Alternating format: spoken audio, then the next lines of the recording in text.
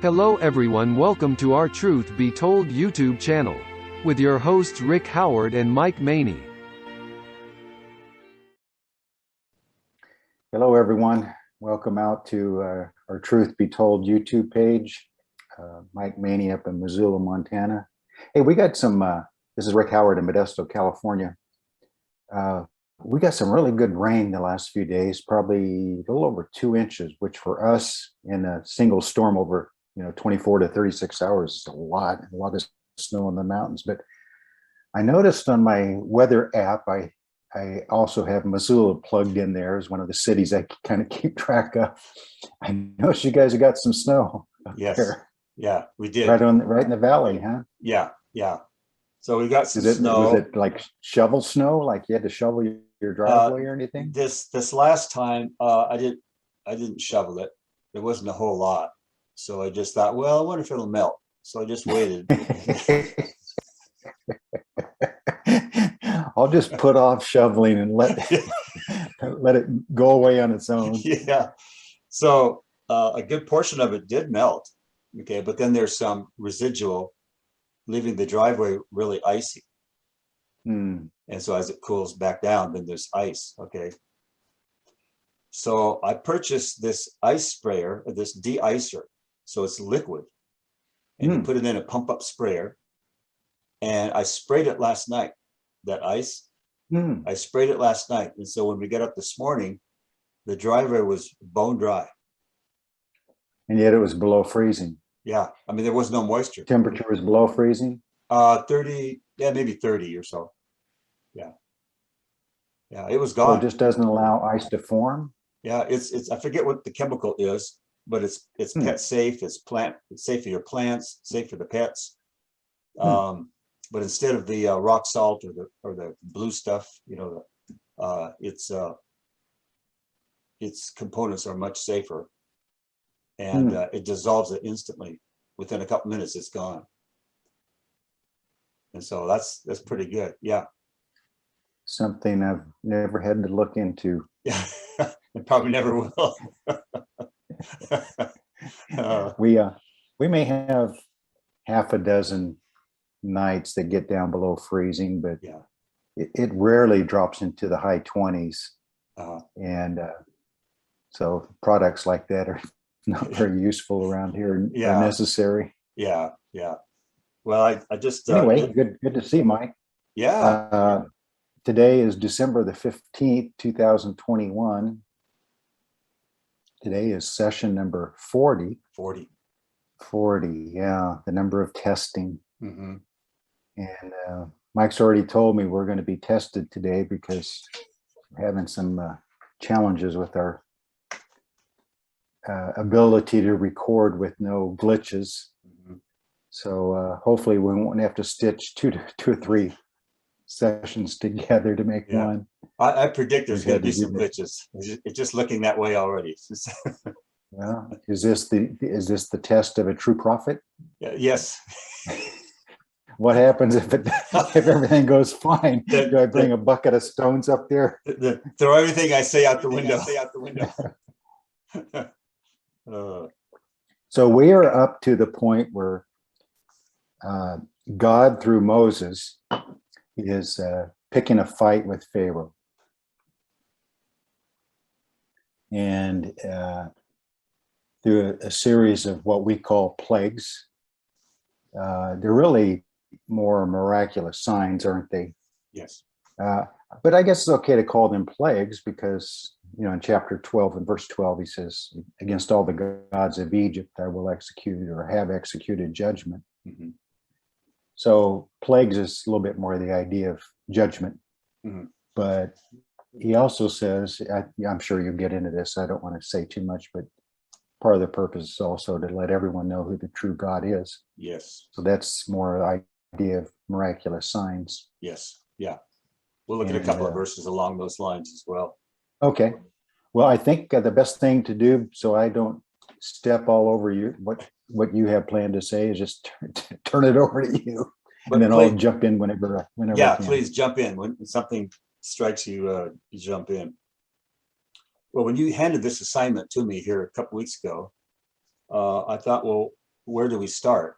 And I think the best place to start is, did this thing actually happen? Did this occurrence, was it really part of Israel's history? For a long time, there was very little evidence of it. And of course, Christians were scoffed and mocked, and it didn't give much credibility to, the whole story. But long about his late 70s to middle 80s, there was a guy that went over there and did some research. And he was kind of a pioneer in this. And he started discovering some things. Have you heard of his name? Ron Wyatt? Oh, yeah, sure. Okay. So he was one of the early pioneers. Yeah. So he goes over there and he made several trips, and he was just an amateur, a guy interested in archaeology and biblical history and stuff. So he went over there and started poking around, got permission, from the authorities there, because what he discovered, well, there's a lot of things he discovered. One of the things we might touch on, I don't know how far you want to go with this, but where is the true Mount Sinai? So he discovered that it's not at the base of the Sinai Peninsula that was believed for so many years. He discovered it was over in Arabia, just like the Bible says. So, but then he also discovered where he felt the Exodus took place, on the beach of the Red Sea. And so I followed his research, and he's done a lot of other, research in a lot of areas. Some of it might be maybe not as credible, but this here I felt was really credible. Well, since he went over there, he took his sons over there, took photographs, took video. Others have come in behind him and really built on his work. So they're sending down robotic instruments underneath the Red Sea, and they're discovering more of what he had seen. They're discovering more of it, and just piecing the whole story together. So we went a long time under the scrutiny and scoffing of the unbelieving world. But now God in these last days has revealed a lot of history, or a lot of evidence to this story. Okay, and so it's pretty fascinating. And then someone thought, well, why didn't you find a lot of evidence in Egypt itself? And I think the reason is because they were totally humiliated. They're not going to leave a lot of records that incriminate them as one of the most powerful nations in the world to be humiliated by these slaves. So they didn't want to leave a lot of evidence within the nation itself. So the evidence had to be kind of dug up and researched, which is what Ron Wyatt has done. And I've looked at other videos. People have gone in after him, which I think are better quality. And they've gone to some of the same places, but just the quality. Did I share one of them with you recently? I don't recall if I shared I them with you. don't think so, but I've done the same thing. I've looked into a lot of his research, and he kind of was a pioneer. He was in a lot of it, and as you said, he wasn't highly trained in a lot of the scientific areas that others are, but he was diligent and he was sincere, and he uncovered a lot of really helpful information that was a lot of it discounted at first, but a lot of the more recent ones who have tried to do the same thing have confirmed a lot of his work. Yeah. Especially, the true Mount Sinai and the Red Sea crossing. And he looked into many other things, but what you said about why was it so hard to find this information in Egypt of the plagues of Israel and God delivering them? Yeah. And I mean, the answer is very simple, of course. It's what you brought up. And there's a reason why history is called his story. We say history is written by those who win the wars. Yes. And so history is always slanted, written by those in power to make themselves look good, put themselves in the best possible light. Yeah. So these great empires that have come along did not record their defeats, did not record, Yeah. their blunders. Uh-huh. And of course, the purpose of the historian at any given time was to make the king or ruler at that time to look perfect, Yeah. or else he would lose his life or be Yeah. thrown in prison or something. Yeah. So these historians knew that my number one job is to save my own life by making the king look good Yeah. and making his enemies all look bad. Yeah. So history is very slanted. It's very, very difficult to find accurate history. Yeah. So men like Ron Wyatt, we really need to appreciate them that kind of were able to dig below the surface and find what they found. Yeah. I did come across a very interesting statement by an Arab. He said, because it's under their control, because in Saudi Arabia, all that evidence is under their control. And he said, and it's a good thing for you guys that it was, because if we just let you guys just come in here, okay, then we would have to declare this unholy place. And so because we kept it, holy or off limits, as it were, it's been preserved. And I believe that was of the Lord, preserving it just for the right time. These last the providence days. of God working through pagans. Yes, absolutely. Yeah. So I'm convinced that it really did happen. There's a lot more evidence now. Of course, I was convinced without the evidence, but for the unbelieving world, there's more evidence out there now. There's no excuse. He's taking away in these last days any excuses for their not believing this story. So we talked about Ron Wyatt's his research. So you mentioned here just a minute ago the reason for the Exodus, and the reason for the Exodus itself, never mind the plagues, just the Exodus, just removing them from Egypt itself, was to keep his promise. God was going to keep a promise. Okay. And so I've got 3 scriptures here, Genesis 12, 1-3, and I have them in the New King James. So do you want to go ahead and read that 12, 1-3? I would be glad to. Now the Lord had said to Abram, number 1, get out of your country. Number 2, from your kindred. Number 3, from your father's house. Number 4, to a land I will show you. I add a little bit of my own commentary there. Yes, yeah. Yeah, I like to number them because it shows that God required 4 things from him, but God promised 7 things back. So God always gives more than he expects. Yes. So verse 2, number 1, I will make you a great nation. Number 2, I will bless you. Number 3, and make your name great. Number 4, you shall be a blessing. Number 5, I will bless those who bless you. Number 6, I will curse him who curses you. Number 7, in you all the families of the earth shall be blessed. So the part that I want to just draw on right there is, I will curse him who curses you. All right. So he promised Abraham that if a nation curses you, then he's going to have me to deal with. And so now we fast forward to Genesis 15, 13, and 14. I'll have you read that if you wouldn't mind. Then he said to Abram, know certainly that your descendants will be strangers in a land that is not theirs, and will serve them, and they will afflict them 400 years.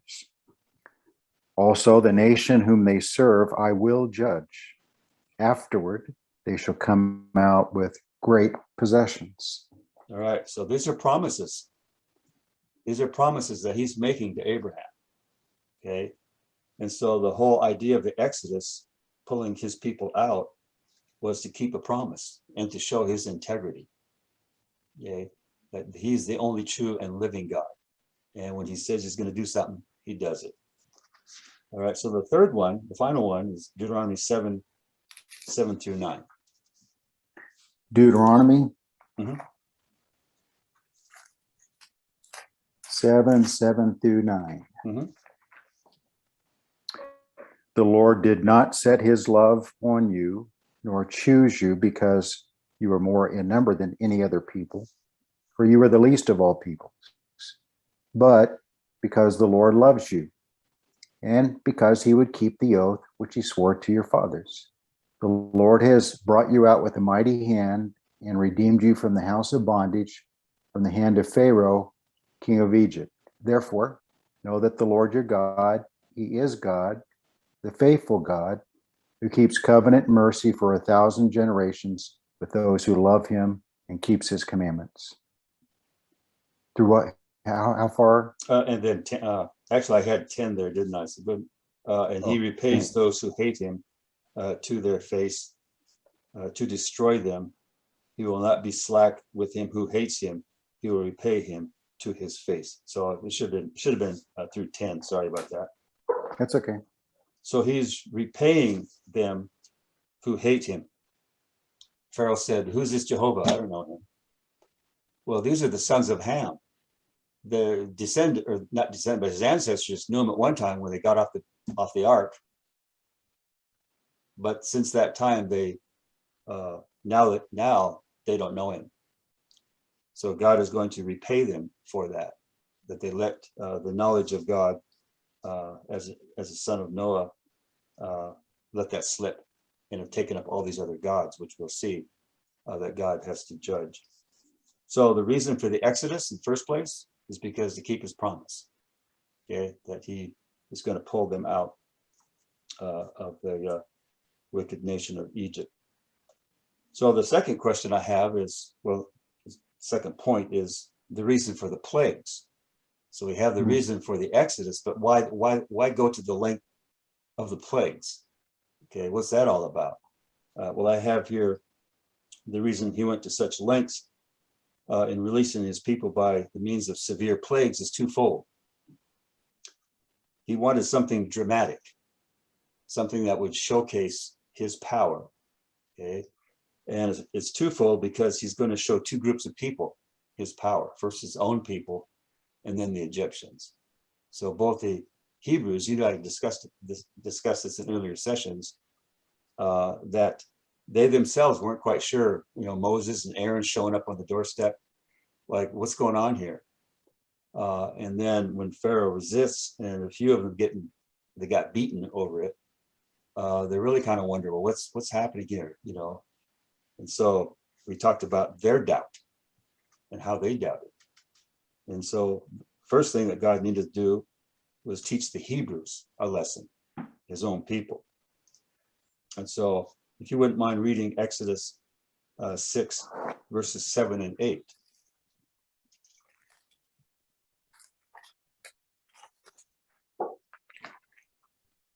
I will take you as my people, and I will be your God.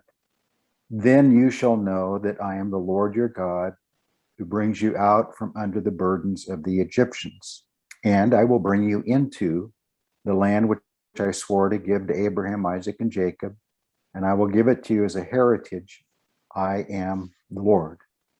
So that's like a early, what I like to do anywhere later in the Bible, Psalms, the prophets, into the New Testament. Almost always you can find the root of that thought back in the writings of Moses. Yes. And for instance, when he says at verse 7, then you shall know that I am the Lord. That is the most repeated phrase in the book of Ezekiel. And just like here, it's sometimes used toward Israel, and then sometimes used toward the Gentile world. Yeah. And in this case, he's doing it to show both, isn't he? Both his people. They needed to be reminded. They needed to be reacquainted with him, we've been saying. Yeah. And then, of course, the Egyptians. So, yeah. Yeah. And in the end of the day, God is going to govern all nations, not just a specific people. He'll keep his promises to Abraham and the patriarchs and to Israel as far as being a special people unto himself in the millennial kingdom and beyond. But to all nations, And so he's showing early on who he is. And this is recorded for all nations to sit up and take notice that he's the one and true God. It's kind of like some have equated what's going on here to the same, or some have believed that John, the apostle, purposely or through the inspiration of the Spirit, kind of copied or used this story of the Exodus thematically in how he laid out his gospel book. Because as he closes, that many other things, Yes. but these are recorded that you might know that Jesus is the Christ, the Son of God. The miracles of Jesus, pretty much done within the land of Israel, and there were Gentiles and Romans and so forth mixed in. So it was for the world at large, and it was written so that the world at large later could come to believe because of the miracles. But the immediate purpose, when they were being done at the time, was especially for the purpose of his people Israel, because in the ministry of Jesus, they needed to be reacquainted with the true God again, didn't they? Yes. Just like here in Exodus. The lost sheep of the house of Israel. That's why yes, absolutely. Yes. Well, then to the Egyptians in Exodus 3:7-9. Oh, I'm sorry. And that says, no, hang on a second. Hang on. No, Exodus 7:5. Exodus 7:5. 7:5. Yeah. Okay. 7:5 says this. And the Egyptians shall know that I am the Lord, when I stretch out my hand on Egypt and bring out the children of Israel from among them. Yeah, so that's it. So he wanted both groups to know who the true God was. Yes, absolutely. Absolutely. And so in doing so, he would show his superiority over the false deities of Egypt. So why the drama? Why such dramatic fashion? Because they put high stock in all of these deities. And he had to demonstrate in this way that he was superior over every one of them. So I'll have you read Exodus 12:12, which I know you're familiar with. Against all the gods of Egypt, I have executed judgment. Let me get there and read it exactly. For I will pass through the land of Egypt on that night, and will strike all the firstborn in the land of Egypt, both man and beast. And against all the gods of Egypt, I will execute judgment. I am the Lord. Right. I am Yahweh.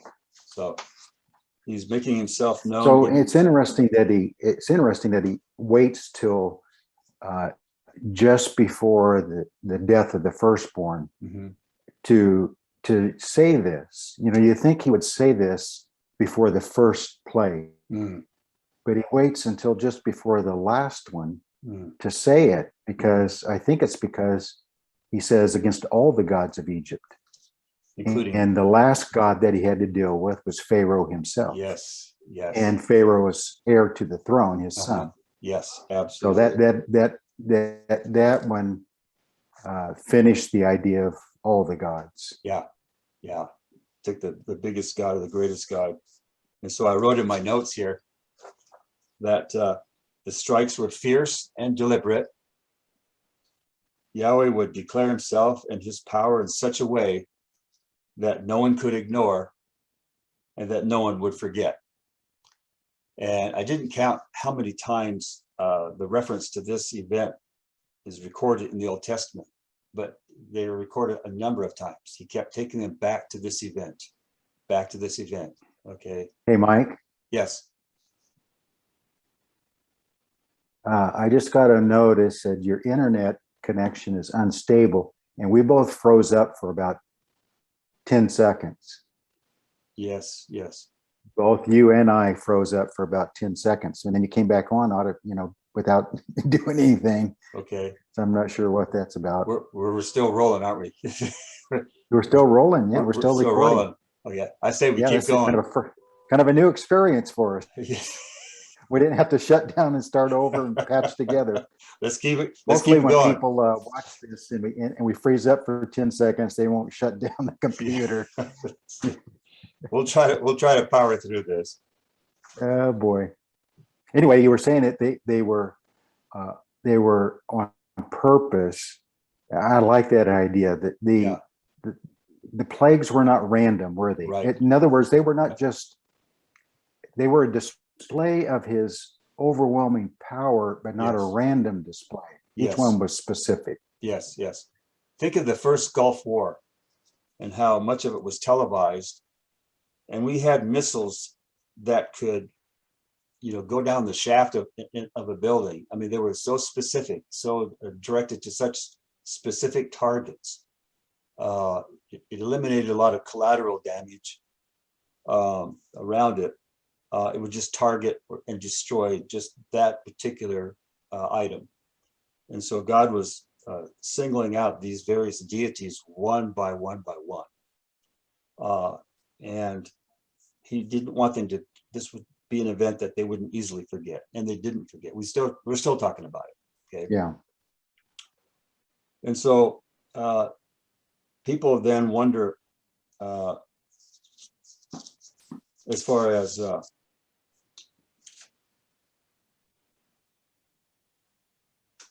why the drama? Well, I have here in my notes that the plagues had an intensity far beyond any natural occurrence, because some people object and say, well, these were just natural occurrences.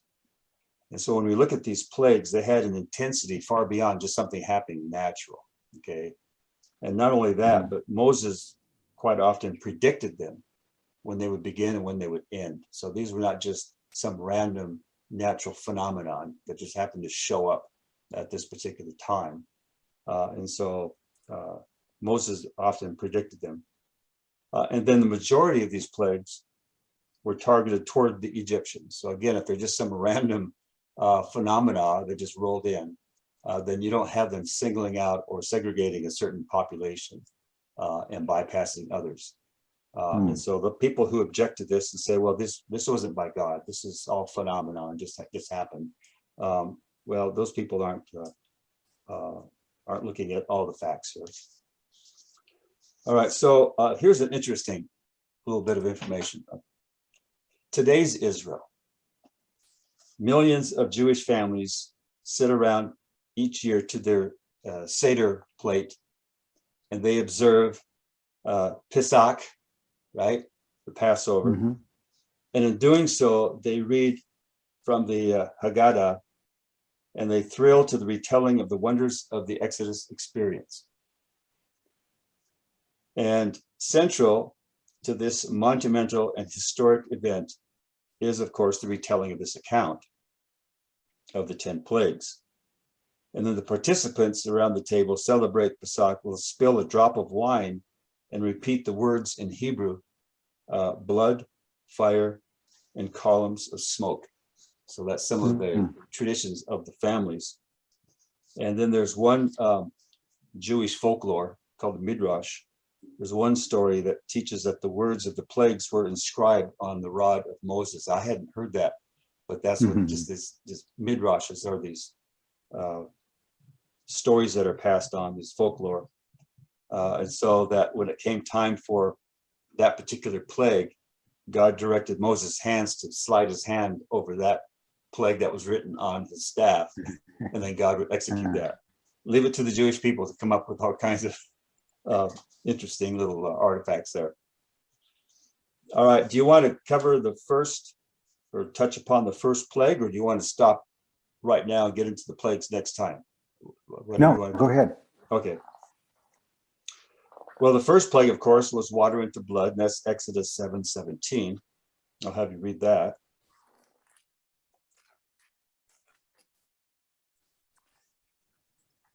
Thus says the Lord, by this you shall know that I am the Lord. Behold, I will strike the waters which are in the river with the rod that is in my hand, and they shall be turned to blood.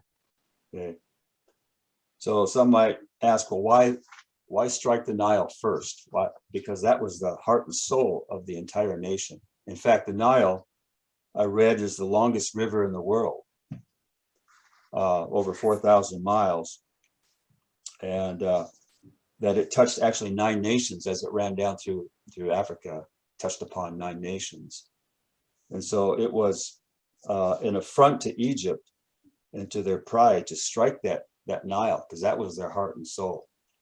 And so that's why they had so many gods ascribed to the Nile itself. So there are different gods that played a different element or aspect to that river. And so I have here, I'll just read this. The plague was an affront to many of the greatest gods of Egypt. It was inappropriate that the first of the plagues should be directed against the Nile River itself, the very lifeline of Egypt and the center of many of its religious ideas. The Egyptians considered the Nile sacred. Many of their gods were associated either directly or indirectly with this river and its productivity. So Khnum, the great god Khnum, was the guardian of the Nile River. He is usually represented as a human being with a ram's head. We've all seen those statues. So he was the great guardian. He might have been asleep that night because he wasn't guarding it very well. And then the other one was Happy, was the spirit of the Nile in its dynamic essence. Happy was the god of the annual Nile inundation. Epitaphs for Happy describe him as being the lord of the fishes and birds and marshes. So Happy was off duty also. So then the other one is Osiris. One of the greatest gods of Egypt was Osiris, the god of the underworld. The Egyptians believed the Nile was his bloodstream. So God is attacking this dark religion of the Egyptians. And Toret, the hippopotamus goddess of the river, and Nu, the god of life in the Nile. So I can understand why God would strike this first. You know, he knows he's going to get Pharaoh at the very end, but to strike the Nile is to strike so many of these other gods that were associated with it. And it was their heart and soul. So I could see where he would go after it first. Do you have any Isn't it interesting, Mike? Have you ever thought about, isn't it interesting how, two of the great early civilizations, empires, Egypt and Mesopotamia, later Babylon and Persia and all that, were connected with such great river systems, which is natural. I mean, you would expect the great empires to first be established along great rivers because they depended so much on rivers for food and for travel and for so many things that were important for a population to grow and become powerful. But my thought is this, that Israel was settled in Goshen in the Nile River Delta region just before the river dumps into the Mediterranean Sea. And that's where so many of the gods were associated with, because this connection of a river and an ocean really conjures up a lot of types of idol gods. But what I'm trying to get to here is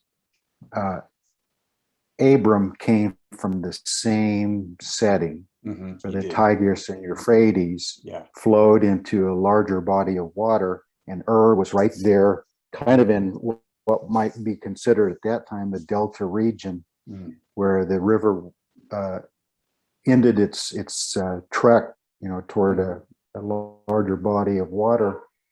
And no doubt, Joshua ends by talking about the gods that Abram's father served. And it's just interesting that Abram came from the same, was being delivered from the same geographic type setting that Israel is now being delivered from in Egypt. I just find that connection pretty interesting. Yes. And because they were in the land of Goshen, the soil was really fertile. Really, it was black. It was rich. And so again, the more productive the river is, the more honor they give to these gods. And so it was one of the early showdowns We would say other showdowns in the Bible, but this was one of the early showdowns that God was established himself. First of all, he predicted that they would go there. He predicted how long they would be there. And then he predicted that he would deliver them in this high fashion.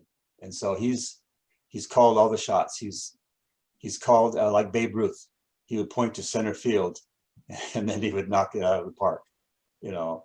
And so God is doing this. And what better way to establish yourself and your authority than to predict something and then it comes true time after time after time, all these details. So, and a whole other issue of God choosing the small and humble, like we read in Deuteronomy 7, you are not the greatest of the peoples. God choosing the small and the insignificant, we would say, over that which is so big and impressive. And what I'm referring to is back to Abram being called away from the mighty Tigris and Euphrates River Valley, very rich, very large rivers, very important to the region. And then later, the Nile River, just about as big and as important as the Tigris Euphrates River. And where does he want to take them? To this lowly, insignificant Jordan River. You know, in both cases, in comparison, the Jordan River had to seem like a stream, you know, like this muddy, unimportant river. That's kind of like what Naaman said, you know, when he came to the prophet to be dipped 7 times to heal him of his leprosy. Said, boy, where I came from, we have all kinds of rivers bigger and better than this Jordan River. Why do I have to come to this muddy old place? Yes, absolutely. He gave in. He was healed, but that's the way of God, isn't it? All the way through, he chooses. I'm thinking now of Psalm number 2, verse 6. I've set my king on my holy hill, Zion. But what is Zion compared to the great mountains of the world? It's this lowly hill, insignificant, not very, it doesn't stand out at all in comparison to all the other hills and mountains on the earth. And yet that's that little place is where God chose to place his name. And it's just, there's this. Look at the king that he said, I will set my king on Zion. Well, look how the king was born, how he came in a manger. Exactly. In a manger and then on a donkey. So you're right. That's how God works. And he's asking people to believe that. If it was flashy, if it was sparkly, if it attracted your attention in the flesh, that's what people go for. And that would be easy to accept. But because he comes in almost, you know, second fiddle or low man, you know, he's asking us to believe that. And that takes a little more energy, a little more faith to accept that. And all this is in context. You've already kind of brought it up. Is why was he so dramatic in these miracles? But if you think about it from Pharaoh's viewpoint, he has all these gods. The god of the Nile River has to be a mighty god, you know. And then Egypt has so many days of sunshine and heat, so the sun god is very powerful there, and just on and on. And then, of course, Pharaoh is, in his mind at least, and maybe times in history it was true, the most powerful man on the earth. And so everything about Egypt was big and powerful, and their gods were powerful and everything. And here comes this Moses saying, the only true God, the God of Israel, the God of, by the way, those slaves, he's more powerful than all your gods. And so when I started out by saying God was trying to pick a fight with Pharaoh, it was easy to do, wasn't it? Because Pharaoh was willing to accept that fight, because all evidence showed that the gods of Egypt were more powerful than the God of Israel. And so the purpose of the plagues was that what appears to be true with the human eye is not usually the truth. And that I may have let my people be your slaves for all this time, and so that your gods may seem to be more powerful. But I've just been biding my time, and now you're getting ready to find out what I'm really like. Yeah, yeah. That was God's method of the rope-a-dope.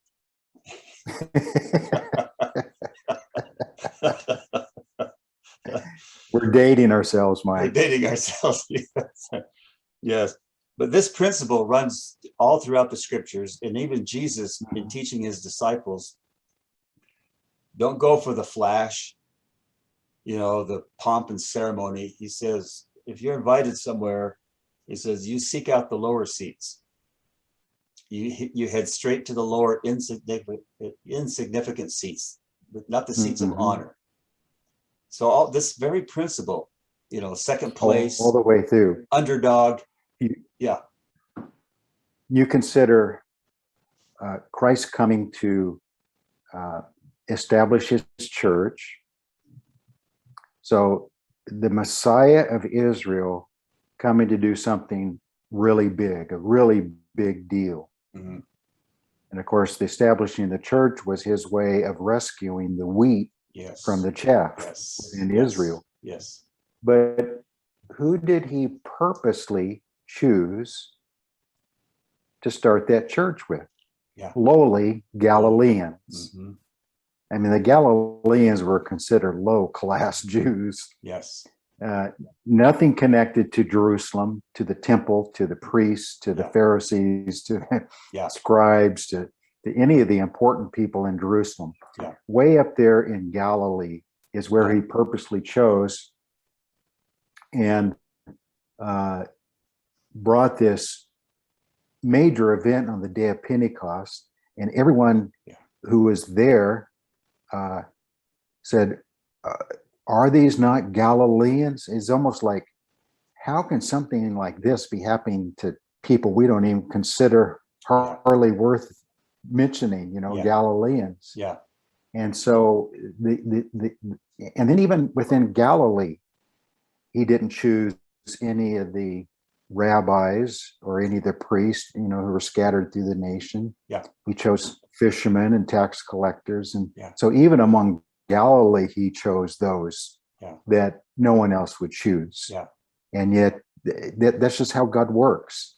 And then he brought those, and then he did not want what happened on the day of Pentecost to happen in Galilee. It had to happen in Jerusalem. Yeah. So he brought those lowly Galileans down, basically moved them lock, stock, and barrel and their families, it appears. Most of the 120 were probably somehow connected to the apostles and Jesus, his own family. Mm-hmm. So he brought those lowly Galileans, planted them right in the middle of Jerusalem in the upper room. Yeah. Right in the middle of all the priests and rabbis and important people, and then all those traveling from other countries to be on that holy feast day. Mm-hmm. And it was to 120, the least likely, ever how many there were in Jerusalem at that time, hundreds of thousands of Jews from all over the world. Mm-hmm. 120 of the least likely in Jerusalem. Yes. To bring that baptism of the Spirit on the day of Pentecost. Yes. It's just amazing how God works. Yeah. Do you see the extra amount of faith that would take to accept that over the high status and such as the Pharisees and that they offered? It just takes more faith to go the lower route than the upper route. And Nicodemus, I think, was unique. He was in the upper class, as it were. But Jesus. Can you? I see a package being delivered, which means my dog is going to start barking her head off. Okay. Put this on pause for just a minute. I'm going to pause it. Yes. And then I'll let you know. Okay. Okay. So we're back on, and they did ring the doorbell, and my dog did bark a lot. So okay. Pause for just a minute. Good thing where my office is, I can see it out front. So yes. I can catch things like this. But I was just thinking that and maybe we can kind of start bringing things to a close because I have an appointment I have to get to pretty quick. Okay. Until the Passover, until the death of the firstborn, and let me think about this. You may have to correct me, but nothing was required of Israel, was it? It was God doing it through Moses, but it was God doing it. And Israel was just observing what God was doing because that was part of the purpose, was to reinforce in their minds that their God was the true God. And they'd been in Egypt long enough that they were familiar with all of the gods of Egypt, their names and everything. And so not only would Moses tell them, but they would know automatically each of the plagues was against a particular god of Egypt that had been promoted as, big and powerful. And so by the time they got to the Passover, it should have really been just as dramatic to Israel as it was Egypt. Exactly what God was doing, right? So is that kind of how you look at it? Yeah, absolutely. Yeah, he was building up to this crescendo because these other gods were, well, they weren't human. They were animals or made up figures, but the Pharaoh was human.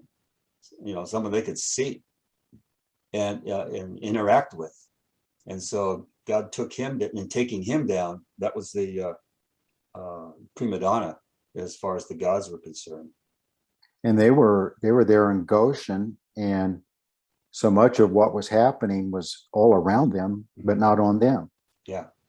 And so, if you're an Israelite living in Goshen, and you hear the Egyptians talking about frogs in their bed and frogs in their food and lice in their hair and flies everywhere, and everything happening to them, and you're looking around where you live and things are pretty good.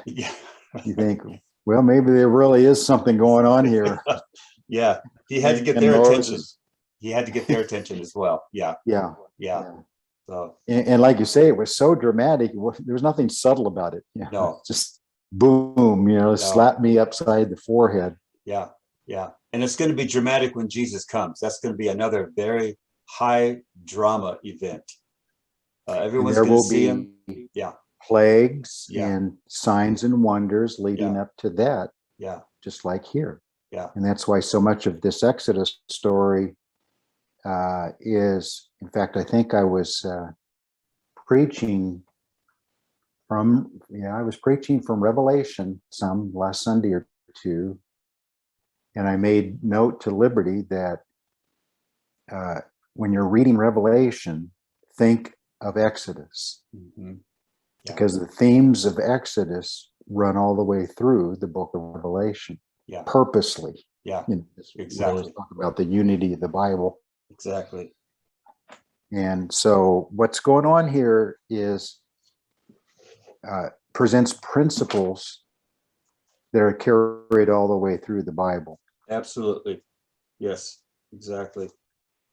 So you're going to continue the plagues next time and kind of go through them a little bit each, and we'll touch on each one of them, and then if you want, we can touch on who may have been the Pharaoh involved, because he's a big player here. If you want to touch on that.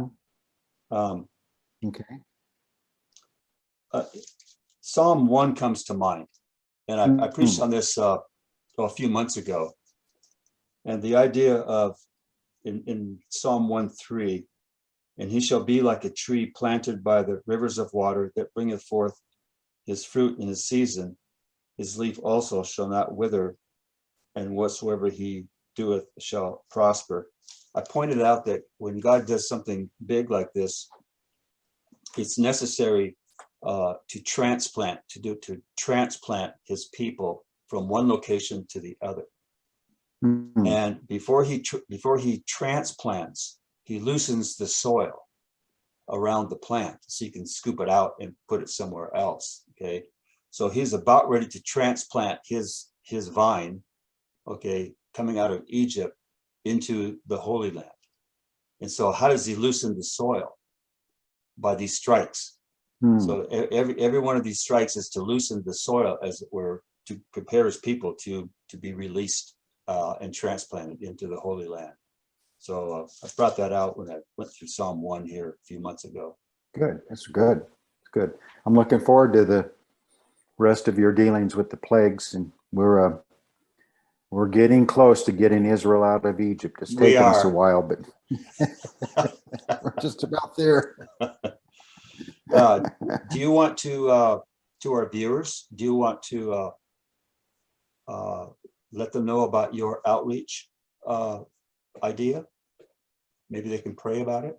Yeah, just pray for me, everyone. I'm hoping to start an outreach Bible study, weeknight Bible study, just showing up at our dining hall at our church building, and have open Bible studies and using social media to invite everyone in the community. And I'm just thinking that over the last 2 years, with all the shutdowns and restrictions and frustrations and everything, that there might be people out there just looking for something more solid.